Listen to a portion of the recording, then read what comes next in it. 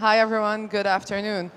Okay, so ArchDaily was founded in the Global South with a mission to democratize information and celebrate good architecture. So in this spirit, we created an award that's very unlike the ArchDaily Building of the Year Awards, that relies solely on the opinions and voices of our users. For the first time ever, we are hosting the Building of the Year sessions here in Athens. This event features 11 Greek architectural offices nominated for the award in the past year or so. So we're going to divide this into two segments with 5 offices that are going to start at first, each one presenting their project in 8 minutes. Thank you everyone for joining us today. We're going to be doing this speech in English so we can be more inclusive. And I will start by thanking the organization for inviting us and making this initiative. I hope this doesn't count against my time. This is 89 minutes. So we need 8. Let me present first myself. I'm Konstantinos Karampatakis. I'm one of the 2 partners of K Studio. And over the last 2 decades, we have been experimenting, testing, trying to create a design which is rooted to location. And this is a very good testament for us to present to you today. It's called Lignon, which is... how do we play the video now? Next, green. Haha. So Lignon is the house of Metaxa, or the home of Metaxa, which is a Greek spirit formed in Samos, in these beautiful terrace plateaus of Samos, where the owner, Spiros Metaxas, was cultivating its grapes in order to make this brandy, this Greek brandy. And he wanted to find the idyllic place, a place which is casted in sand, so it's south-facing plateaus, and all these steep terraces allow for the water to drain naturally through the plateaus and not on the grapes. Now, when we were invited to do the house of Metaxa, it was a very interesting task for us because we got to get to know a lot more about the brand. A very interesting thing about the brand is that they're very secretive about the recipe. So we didn't have that to start what is the idea behind the recipe, but we tried to catch the essence, what is the feeling of having this drink. So we experimented a lot with the spirits, and we spent a lot of time in their cellar, and they were very generous with the aged versions, the ones that you cannot really get unless you're invited. And we understood the beauty of the space. These old plateaus, they were man-made, crafted, almost like artisan-crafted topographies where grapes were cultivated. So it had an architecture to itself.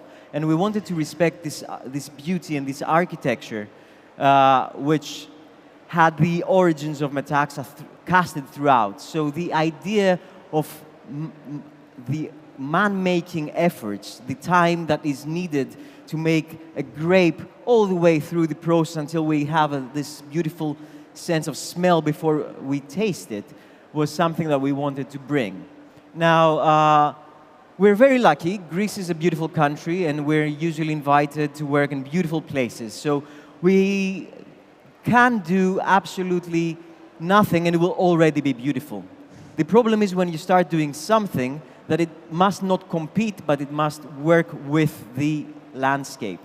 And this was what we wanted to do. So the whole architecture, the materiality, and the design language was based on these beautiful terraces which were found there. And the roughness of the stone was something that it was imperative to the project. So at the end, we wanted to create a design which was seamlessly blending with the topography. We didn't want to create a museum, but we wanted to create a museum. Now, small difference in letters there, but by taking some things out, like the M from the museum, we wanted to take out all the exhibits. We didn't want to have an artifact museum that would have to be read through, but we wanted to have a journey through these plateaus where people would emerge, sense, feel, and have the juxtapositions of being happy, being positive, and having the idea of entering the landscape.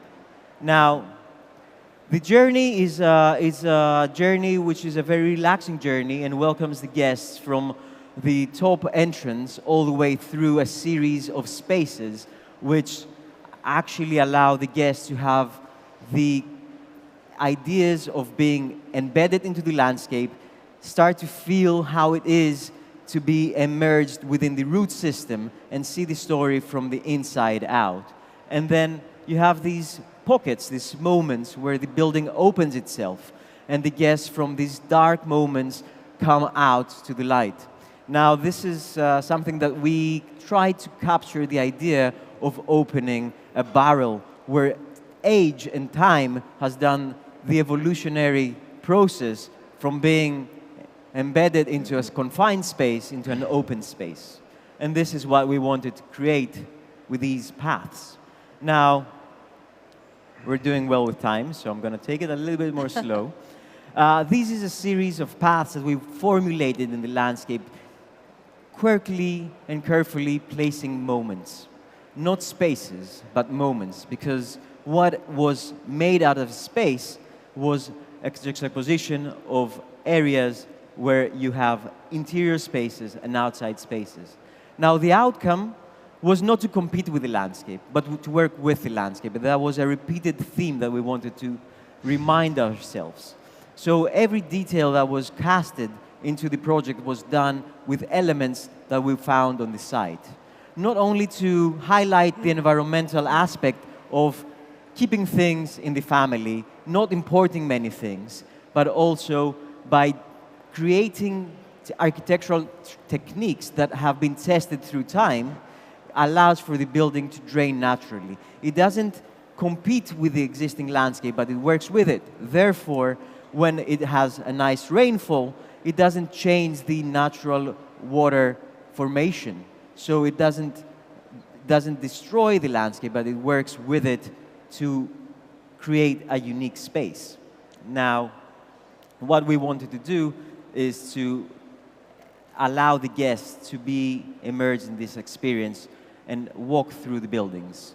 So you walk from the outside where you sense and smell the nice aromatic plants, which are part of what is going into the Metaxa drink. And you walk through the meandering corridors, and at some point you enter this sand-embedded room. And this is to remind ourselves, to root ourselves, what is the actual trick of the Metaxa. It's not the grape itself, but it's the root system that has to be at least 100 years old before it is used within the drink. Which was a very good cue for us when we tried to explain why we needed so much time to design the building. We explained that the process is like a fine wine. You have to allow it. Sometimes the architect needs to spend enough time and understand what this feeling is in order to create not a design which follows form or function, but a design that follows emotion. And this is a very emotional journey. So I hope I convinced enough of you to visit Metaxa, and I think most of you are above 18, so I can say cheers and taste what a barrel of Metaxa feels 40 years in time. Because it's quite a special moment of having something which is timeless. And this is what we wanted to do with this design, is have a design which is not capturing a moment in time, but it could be done 100 years ago, or it can be done 100 years in the future. And which is something that we also wish for the Metaxa brand to find its way in the next millennia. Thank you very much, everyone. Thank you, Konstantinos, for this very grounding and yet emotional presentation. Thank you. Okay, so help me now welcome Ria on stage. I give you this? Yes, we'll give it to Ria from Elastic Architects, who's going to present Isla Brown in Corinthia, right? Hi, everybody. Nice to be here today, and thank you for the invitation. How do I start that? Should I? Okay, here we are. Great. First of all, I would like to say I'm the founder of Elastic. We are a company, architectural company, that we do hospitality projects around the world, and our mentality and the way that we design is pretty specific. We create sculptures, and sometimes those sculptures are iconic and they are landmarks. Some other times, those sculptures, they're just frames that you can see the landscape through. And some other times, these are integrated into the landscape and they have a complete integration into what the landscape, what the topography has to offer. In this specific case, we had a project, a building that was existing. And when we first went on site, and I will explain the whole process as we continue in this presentation, we had in our minds Greece. And Greece is a small country full of myths and mythical creatures and history and amazing landscape. And that's the way we were raised, and that's how we grew up. And the way that we learned architecture and we were taught architecture here, it was always about the narrative and the location and the history and the culture. So the location of this building is in Corinthia. Corinthia is very close to Athens. It's like 30 minutes away from Athens. But it's quite spectacular because there is, close to there, it's actually a building, an existing building on the Corinthian Gulf. And according to the historical findings, the Corinthian Gulf was created out of a volcanic eruption that happened 27 million years ago. And that's how it happened. But according to the myths, this giant, this titan, Typhon, it was his home. And that volcano is craterless, so it doesn't have a crater. It's quite spectacular if you think about it and you put it in your mind how this building was allocated in this mythical place. And when we went on site and we saw an existing building, which was the previous Hotel Hanekyan, it was built around the mid-70s, quite a rectangular building and modernist, very strict and strange seeing it in the center of this gulf, sitting proud, but at the same time quite dynamic. And we felt that the combination between the volcanic, the forms, these organic forms of the lava, the whole ambience and myth, and the whole experience that you could get there on the beach was not represented properly by the form of the existing building. And having the concept of the sleeping giant, we wanted to create a metamorphosis. We wanted to change the existing building into something more fluid, more organic, more, let's say, female in a way. We felt that the lava that was going down back those millions of years ago was creating our building inside out. And working closely with the operator, Brown Hotels, and Leona Vigat, and our team, we made bold decisions. Those decisions had to do with, let's cut the balconies, let's make curves. We kept actually the structure with the columns and the slab, but apart from that, everything else changed. We wanted to create this encaved, mystical feeling, how it feels when you are back in this mythical era. So everything happened with curves. And the contractor was working really hard, and he was trying to find workers to produce these curves and everything that we were envisioning. And eventually he got workers that were doing boats, because these were the only people that could actually create those curves. And being as part of the construction site and walking through the construction site, I've seen workers taking selfies and pictures and feeling proud working on that. So in the process of that, and as this ended up becoming a beautiful, very organic building, Corinthia, Asla brand Corinthia, it feels like pebbles. One is touching the other. It has angles and corners looking from east to west, capturing the sun from one side to the other and creating shades. It became a landmark, bringing back all the beauty and the feel that the people that were living in the area had when the Hanekian Hotel was up and thriving, and then it was deserted. Again, it became a landmark for the area. We worked closely with Dakis Sevastidis from ArchTube, where we had a very challenging process of lighting this building, and also Karolos Hanekian, who did the landscape, and actually grew up in this place, and he loved the place. And all of those moments around the building that you can take pictures, and it feels to us like a sculpture that comes out of the Cyclades, that it has all the curves, the game of light and shadow. But when you go inside, you still have the same feel. It belongs to the building.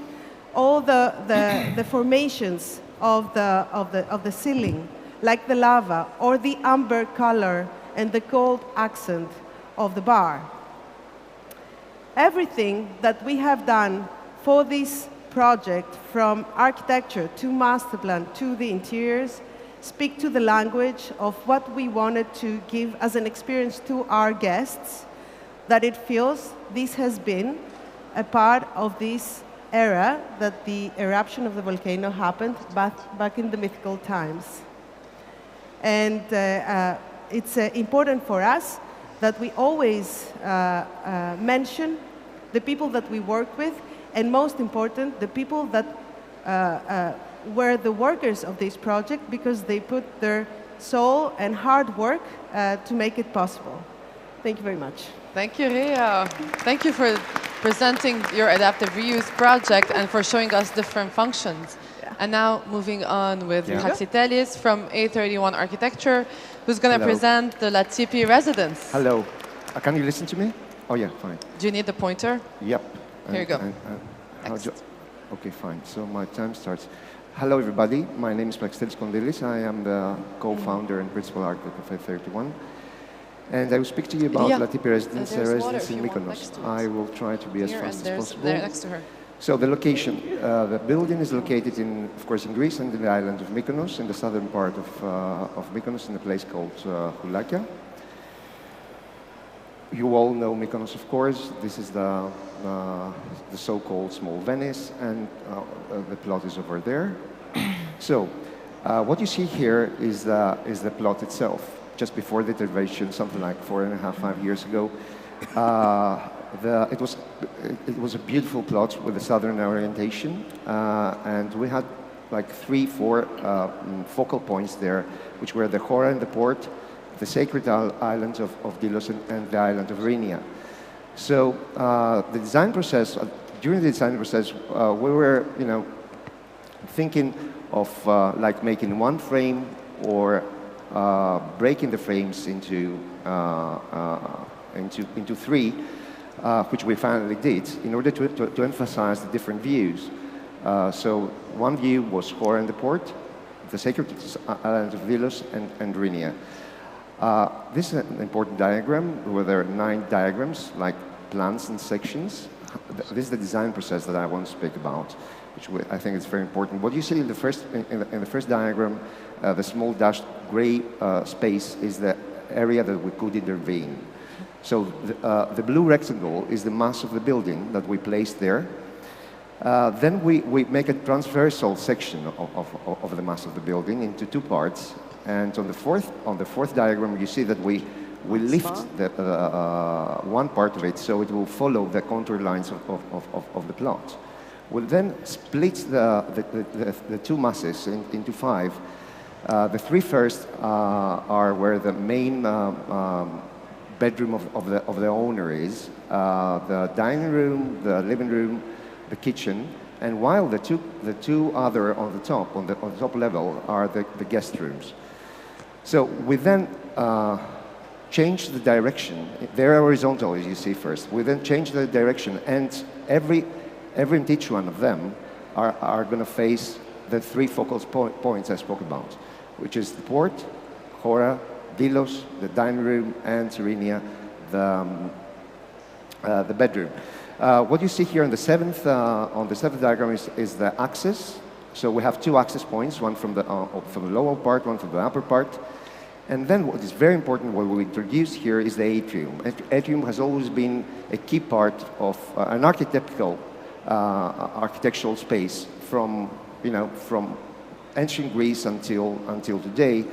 And this is the focal point where we also place an olive tree as an element of memory, and well rooted in the Mediterranean area, Mediterranean space, lands where we intervene. So those are the drawings. You see the side plan of the building, where you see on the right side the two. Here they are. The two guest rooms. This is a section as well. I forgot to tell you that we also designed an an amphitheater for 60 people. You can see it here, and there is also a section here of it. This is the level 0, where you see the spaces that I spoke to you about: the living room, the dining room, the owner's bedroom, the kitchen, and of course in the middle the atrium with the olive tree. This is an axonometric section through the atrium, where you see, oh, by the way, there's a promenade, like a staircase, which of course connects, the main building with the two guest rooms. So here you see that the building is completely integrated into the landscape. It cannot be seen from the road. This is the top view of the building. This is the entrance gate, like going down. So we enter down. So we wanted to have this transition. We go down and then we go out.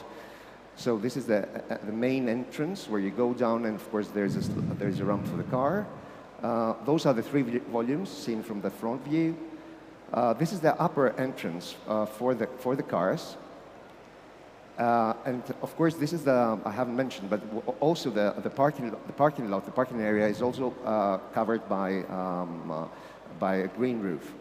So those are different views. I'm going to go fast because this is the atrium, the interior, the atrium, and the kitchen.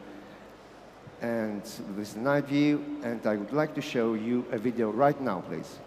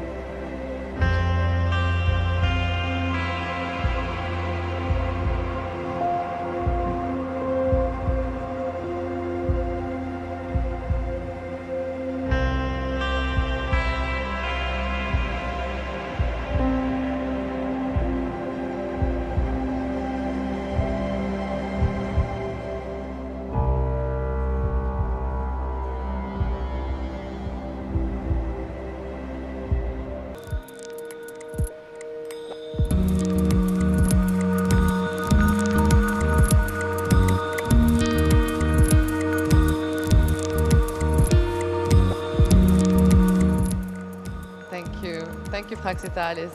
Thank you for this wonderful presentation. Yeah. Also, I think integration, landscape, and contextuality are very big titles here in Greece. Moving on, let's continue with Irene, who's going to present the K1 Villa. Irene from Archify. Hi.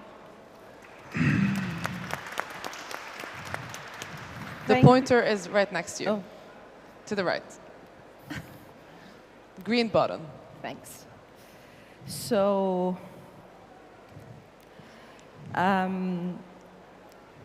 Okay.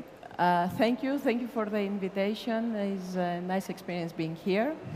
I'm representing Arctify. I am the founder and the lead architect of the team. We are an architect-led company, not a pure architectural office. And by that, I mean that we actually do everything from start to end by the leading of an architect, though. And we are based in Chania, Crete. So before I start with the explanation of the architecture of the villa, I think it's important for me to say a couple of things for how it was created. Starting with the owners, Belgian, cosmopolitans, people with vast experience in high-end architectural, as users in high-end architectural buildings and hospitality projects. This project started as a private resident before it changed into a hospitality project and a whole new career for them. So it's a project that it remained very personal for them and for me at the end throughout the designing and construction. And it's... Okay, of course, there was an initial brief, but it changed in the process, by pictures added, little sketches, creative ideas, dreams, stories. So at some very early point, I realized that what they actually want was not just to buy an architectural design, but was to actually be part of that designing process of their property. And that was very interesting, the way that was shaped the project, because it created a need to make a concept that was very, very clear, very self-proving, so they can relate with it, they can understand it, understand the core of it, not doubt it, and go on with it.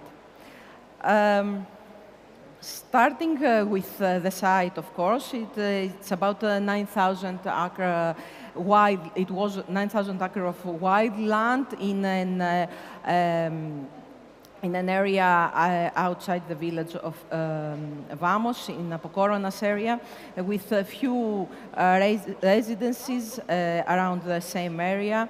And it was definitely a project that we had a very nice, unique plot with a nice slope towards the north, towards the sea, offering open views to the sea, offering beautiful frames towards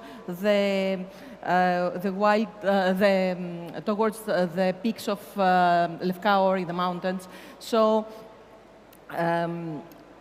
The whole process, the whole design, wanted to accept that and create a building that was quiet, integrated, and outwards looking. So the entrance is from the higher part of the plot. The volumes are revealing slowly. And they are integrating to the ground, mostly due to the use of the clay, for the cladding, the stone that was actually produced by the excavation of the plot.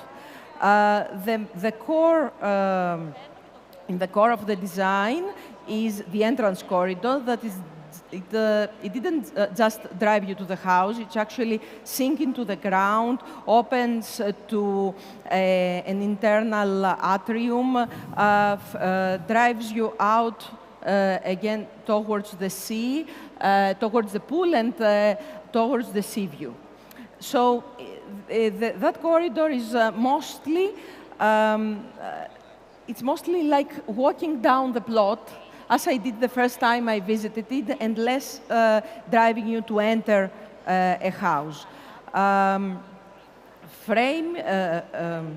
frames of the surrounding and the connection between the inside and outside, the continuity, it was the second core value of the design. Frames are almost like camera angles, choosing little areas, little nice views, clean views, avoiding the bad neighbors. So the property has five rooms, open spaces, some hidden guest rooms underground, like little hideouts in the hillside, and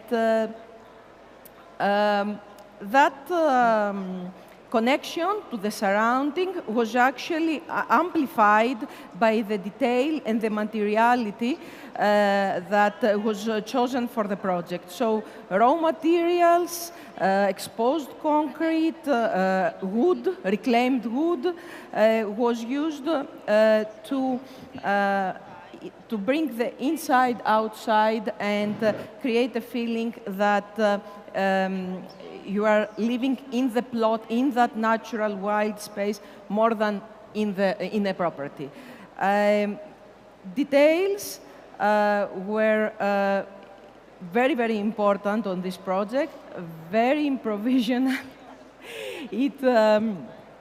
Everything, every detail was actually bent to the same rule, that of the architectural choices. Even details that are related with very practical issues like the mechanicals of the house were following the same rule of the architectural values. So that was actually the first project, and that's again due to the special kind of clients. They couldn't find what they wanted for a constructor, so they asked us to construct it. And that was, yeah, okay, it's always, we say it's important for the architect to be involved in the construction process, but that was something more. The construction creation was incremental. The problems were seen as opportunities. The design was the detailed design was changing in order to integrate and solve the issues. So until everything fell into place and created something that was the start of the core of our practice, as we now construct most of our projects up to this scale, and created one of the core values of our project of integrating design and construction to the maximum. Thank you. Amazing. Thank you, Irene.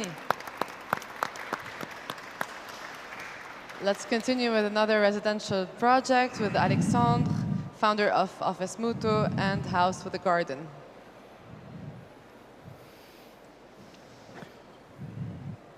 Hello, I'm Alexander. I'll present to you a project named House with a Garden. The project is placed on a very flat plateau, which was very exposed to the wind and overlooking the whole bay of Vathi, an island in the Cycladic island, Sifnos. And not only that it was very exposed to the wind, but the client really loved his trees. He wanted to plant, he wanted to have fruits, he wanted to grow everything to cook. And, well, we all know what is a struggle with wind in the islands, and it's even more a problem when you have plants. But what I noticed was there is a lot of sheepfolds that had a courtyard like this one, and that were providing a larger livable space for the animals to have more space to live in sort of a protected area. And I thought it was quite a beautiful, protecting feeling that it was giving. Very simple. And so in the project, the first gesture was to create a courtyard that would protect all the trees and allow them to live, which is also something like, to me, an essential gesture of architecture, somehow reminding the idea of framing a piece of nature, which is a comforted and protected area when it's surrounded by sometimes wild nature. in this case with strong wind and the dry landscape. The second gesture is all those volumes that are thin volumes that get attached and juxtaposed to the courtyard. And then there's all of those, let's say, openings from the courtyard to the outside and through the building. That's why there's a lot of alignment in the windows, so that you always frame the landscape. Somehow it was creating a form of oasis in the landscape. You can see how thin is the building in regards to the courtyard that allows a direct relation to nature without distancing by having like big terraces in front of your window that creates distance to the landscape. Here you see how it's overlooking the landscape. And that's the entry, where it's kind of filtered by lots of trees that were originally here. And I found it quite poetic to get it through here. And when you arrive in the courtyard, even though those pictures were taken only 6 months after it was built, you already see that nature is starting to thrive. On the right is the main building, and in front you're, let's say, framing the view to Kimolos and Milos and Poliro. And on the right, the openings are actually crossing the living room to create openings directly toward the view. Here I'd like to talk about the construction itself. The intention was to somehow find a language which matched a truth of construction. And so we found this language of layers of stone, horizontal layers, that reminded the essence of the stone building, which is a gravity stacking of the stones. And it also enhanced the horizontality of the project itself and the courtyard. In the same intention, the concrete slab is exposed because of this idea of being true to the seismic construction that we're doing today. Same time, you have those lintel above doors that, instead of being hidden, we're trying to find a simple language that really expresses the essence of what it means to build. You can also see the small, how do you call it, gargoyle, I think, which is bringing water from the roof to the water tank, but in a visible manner rather than to hide it. Here you see the horizontality of the building, which, what is funny, I think, is that the courtyard is a very strong gesture, a square thing, quite powerful, that allows you to make any composition around, and it's quite flexible. If you add a building, if you remove one, it still works. But at the same time, then from the exterior, it's rather banal. It doesn't look like a perfect square as a courtyard does, which doesn't bring much attention. You can see it in the landscape. Here, still talking about construction, you can see sticking out of the wall small stones which were here waiting for another wall and another building that was supposed to be built here. But through the process, we decided not to build it. And so you have still the windows, the door, sorry, of the entrance, and the stone attachment. And we liked the idea of keeping it. Why? Because we liked the idea that a building is going to evolve through time, and there's going to be addition, there's going to be removal, there's going to be degradation, and it will carry memory. And in this situation, what I liked is to have a building which is brand new, but it's already registering the memory of the design process and the construction and the way the builders stacked the stones. It's trying to express what it is and carry sensitivity and positive and poetic things comes up from that. Meaning that now it's a door that opens to nothing. I like it. This is a garage with circular openings which are just completely open. That's another gutter that also tries to express the flow of the water in a place which is not very full of water. That's the living room that reminds me somehow of the ship hold, very simple, and with a crossing window that allows to have the view directly from the courtyard to the exterior. You can see in this window, for example, there's no terrace in front of it. So when you're in the thin living room, you're always connected to the landscape, projected to it. From the design emerged very diverse views.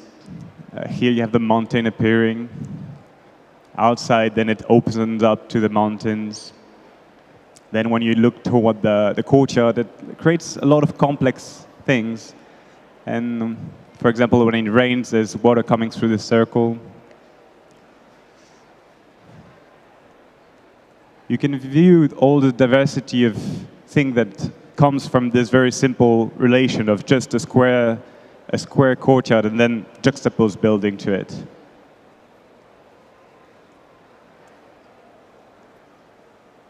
This was one of the most important views for me, framing on Kimolos. And what I'm excited about is imagining when all those trees will have grown up completely, and then it will not be so much about architecture itself, but rather about its content, about the life it welcomes, the nature, the view, the framing, not so much about, hey, well, look at what I've built, but rather look at what is inside what I've built and what we're looking at. Living there, for example, I stayed there for 2 weeks, and that's pictures that I took randomly from my phone, and I was like, yeah, it's not so much about the architecture itself. When you have such landscape, it's more about the life that you welcome. Very simply. And that's only after 6 months or so.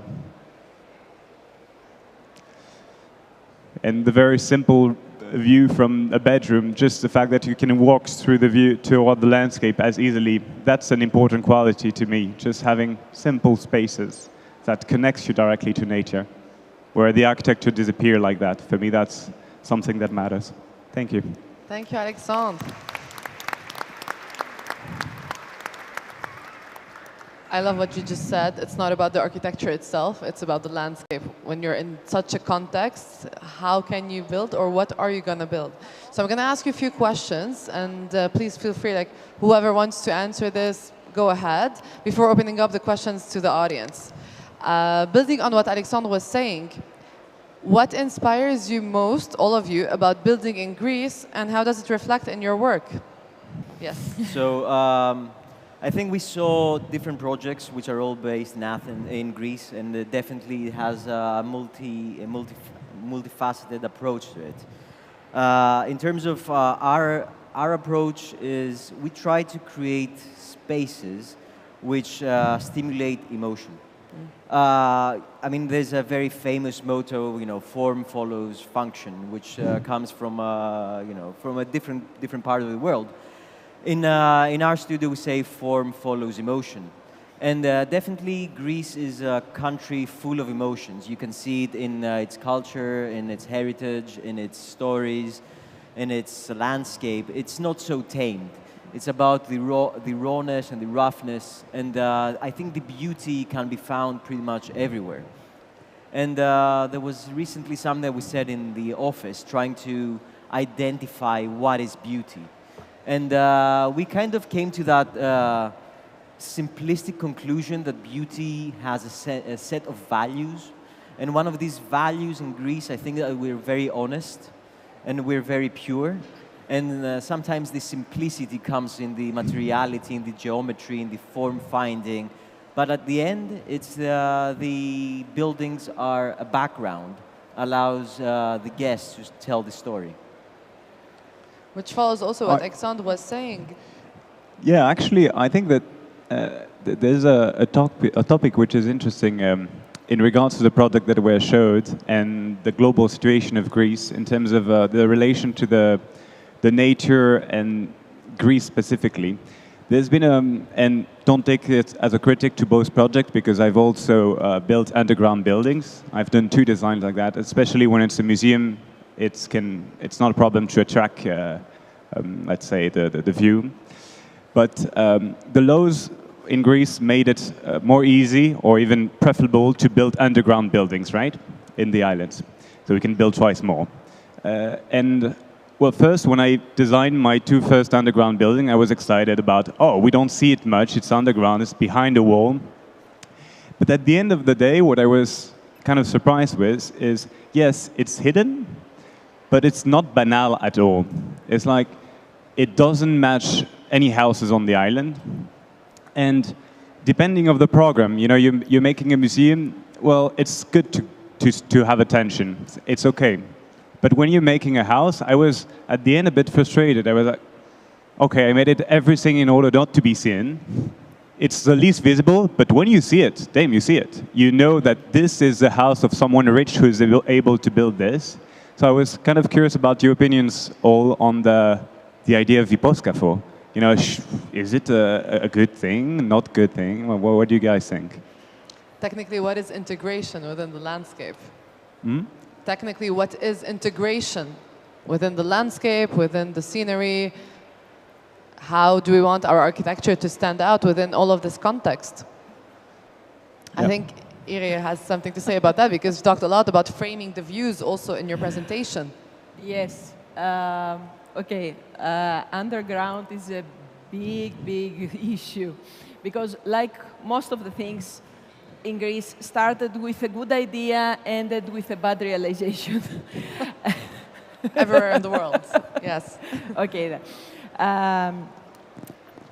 The thing is, it's exactly what it started to encourage integrating the buildings and maintaining the surrounding, maintaining the landscape, and that was the idea of it. But it was considered mostly for the islands. Because in the islands, indeed, when you have big slopes and there is a massive need for plots, for buildings, for touristic houses mostly, and touristic developments, the effect of placing a building on the side of a hill is much bigger than actually placing the building in a flat plot or inside a village or a built area. So that was the idea behind it, and that was where indeed it would be good, because the area itself, the environment itself at that area is a view for somebody else. However, to encourage that, and because the cost of the construction is higher, they gave the double square meters, which actually was very, very interesting for the investors. And suddenly, it was it was used clearly, and it was used regardless the surrounding, regardless of the views, and it was used clearly to increase the square meters. We ended up with underground buildings in very flat plots, which is kind of funny. And at the end, yes, in these plots makes no sense, because the effect that it causes to the environment, the hole that this plot has comparing to the other plots all around, it's much more effective to the view than it would be if it was a well integrated to the built environment building. Because, yeah, okay, it respects the natural environment wherever it is untouched, but it doesn't take into account the built environment. And that's a big issue. I think so.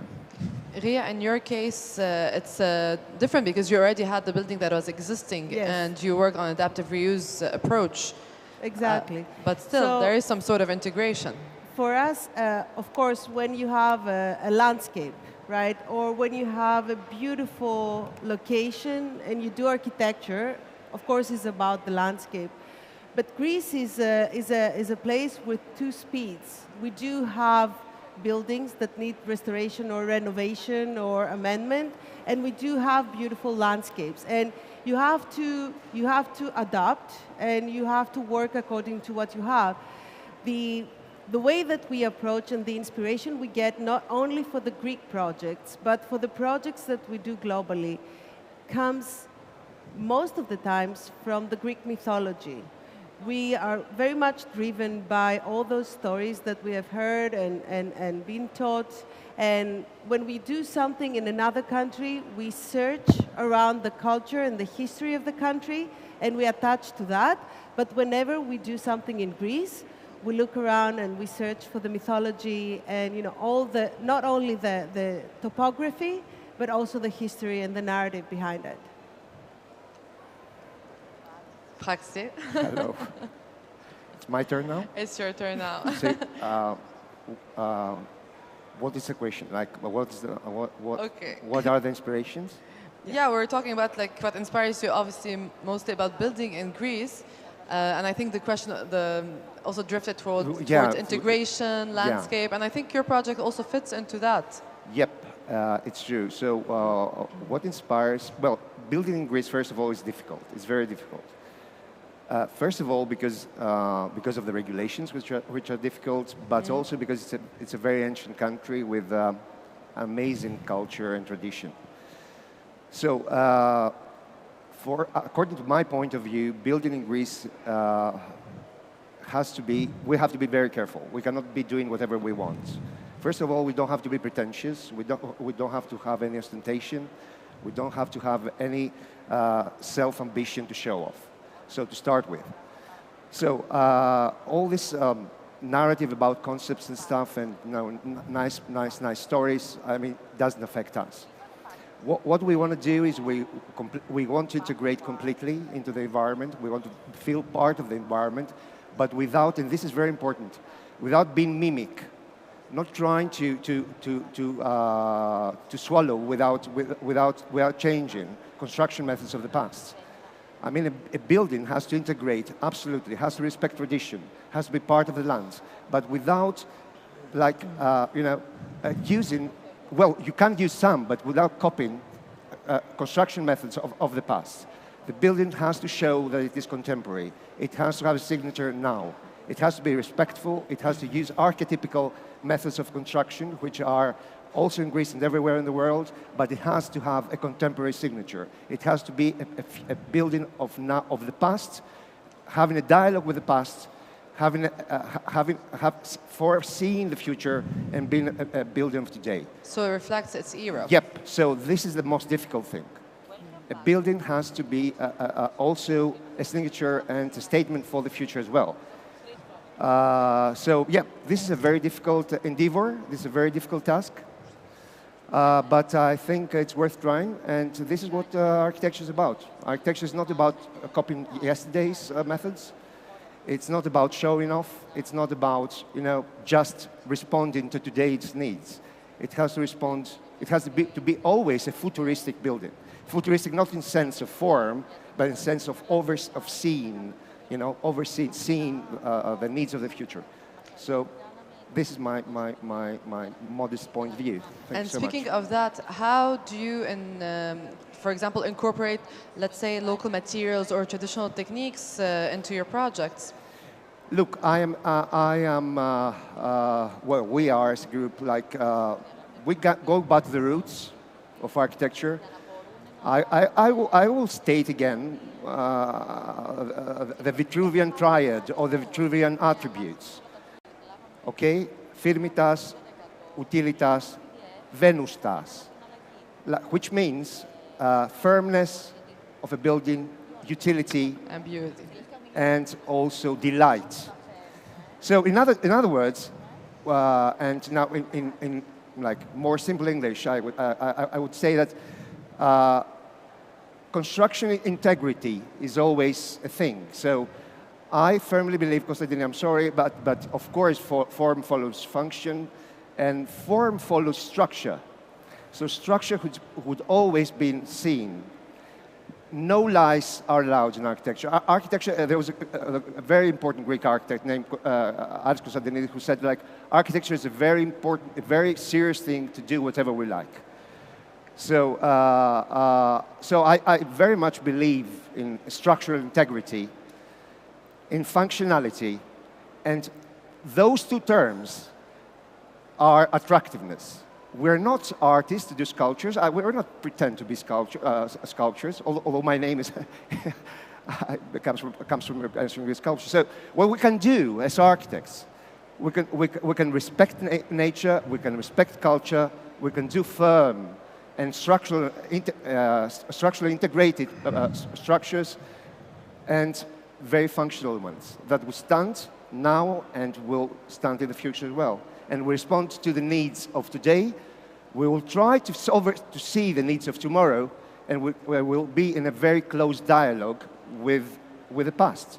And we have a lot of past in this country. Hopefully we have future. Thank you. Konstantinos, you talked about emotions and about moments. So how would you define the architecture of this era? Of this what? This era, the times that we are in.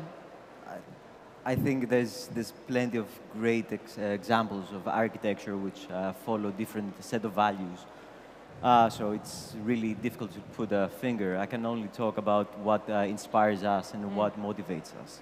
So for us, what is motivating is to create something which has a strong set of values. And these values is like a moral compass. So it always points to the truth. And that's kind of how we get the results. So different values, let's say. Yeah. Would that be different from a project to another?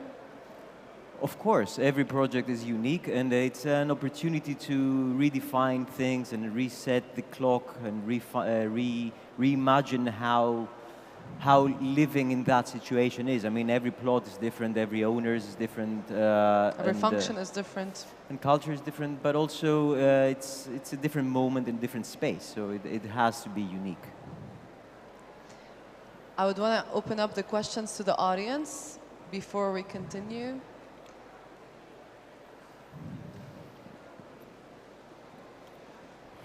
Αν δεν σας πειράζει να μιλήσω ελληνικά. Can you put the mic up so we can hear you? Ναι. Η ερώτησή μου είναι προς την κυρία Βογιατζή. Ήθελα να σας ρωτήσω πώς αντιμετωπίσατε τη σκίαση, το πρόβλημα της σκίασης στο ξενοδοχείο με την καμπυλότητα που είχε η οροφή. Can I reply in English? Yes, thank you. Yeah. So the question was, how did we solve the shading issue between? I understand between the balconies, right? So it's all about the orientation. Definitely, our building has 4 facades. We have east to west. Even if we had a complete, linear slab, we would still have in some portion, the issue with the shading. We usually would solve that through the orientation and the calculations of the sun path. But in this particular case, it was just, impossible to solve in all 4 facades throughout. But thank you. Ευχαριστώ.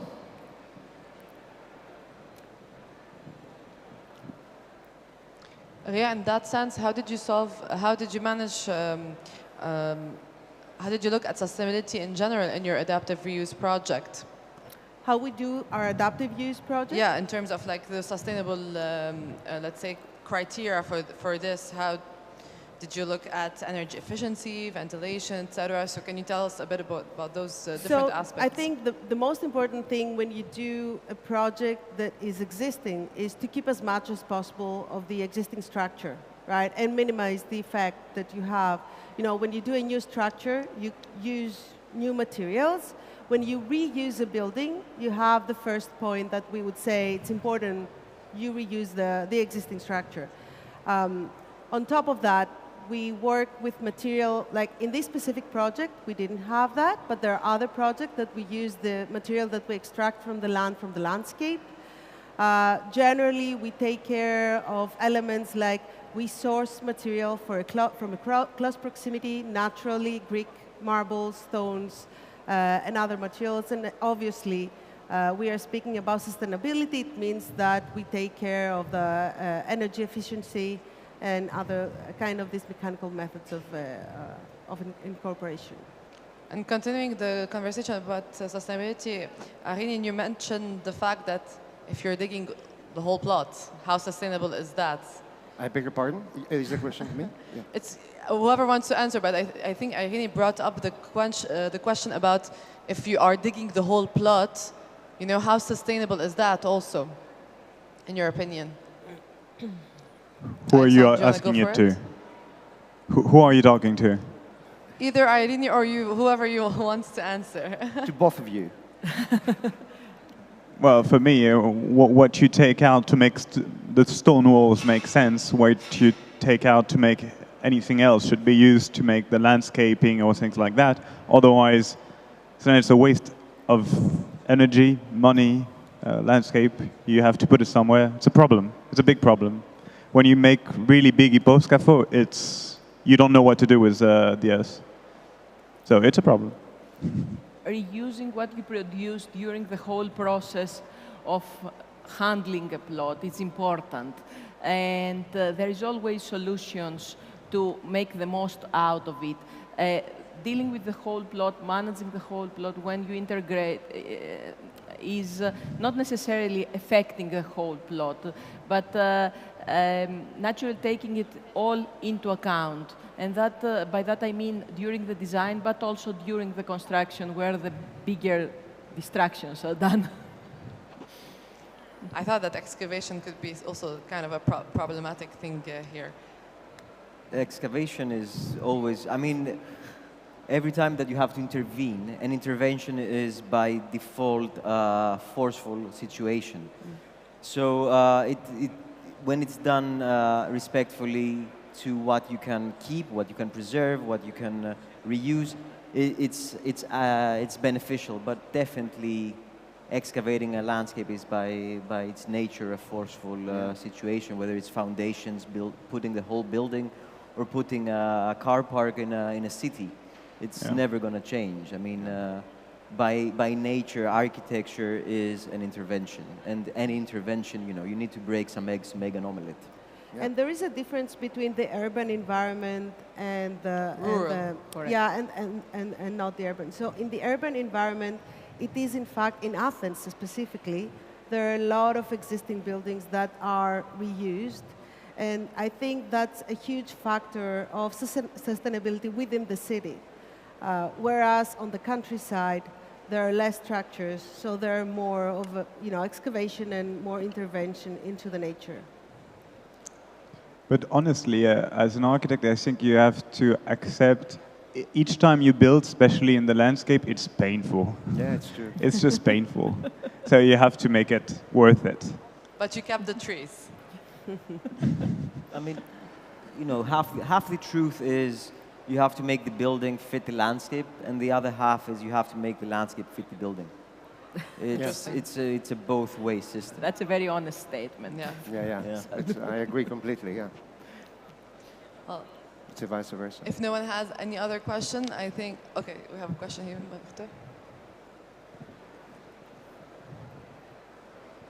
Γεια σας, είμαι ο Στέλιος, αρχιτέκτονας είμαι. Θα ήθελα να πω συγχαρητήρια σε όλους τους μελετητές και να απευθύνω μία ερώτηση στον κύριο Κανδύλη. Αν έχει χρησιμοποιήσει... Κονδύλης. Με τιμά ιδιαίτερα το Κανδύλης, αλλά δεν είμαι ο Γιώργος Κανδύλης. Είστε καλά, με συγχωρείτε. Κονδύλης. Αν έχετε χρησιμοποιήσει αυτό το σύστημα με τις οπτικές φυγές που εφαρμόσατε στη μελέτη μας... Θέλετε μήπως να το πείτε στα αγγλικά για να... ή θέλετε να το μεταφράσω εγώ την ερώτηση? Ναι. Τις οπτικές φυγές, αν έχετε χρησιμοποιήσει αυτό το σύστημα και σε άλλες μελέτες σας, πιθανόν και σε κάποια άλλη κλίμακα μελέτης, δηλαδή πολεοδομικής, ήταν πολύ ενδιαφέρουσα η προσέγγιση σας. Okay, fine. Now, if I will translate his question. Thank you. So the question was if we have used as an office this system of different frames and framing the land. Look, I think that most of us here, at least 3 of us, have used this system. I think this is a very common practice among architects. So now we were very lucky having these plots that had these very beautiful, views, and it was the land that has driven us. It was the view has driven us to decide to do so. We don't work with a pattern. We dislike mannerism, like we're always doing this. So we are doing what the land dictates, okay? And I think most of us here, and Konstantinos said this as well before, so it's the land that dictates us. It's the land that calls us to do so, to act so. So yeah, that is, I think we've done that before,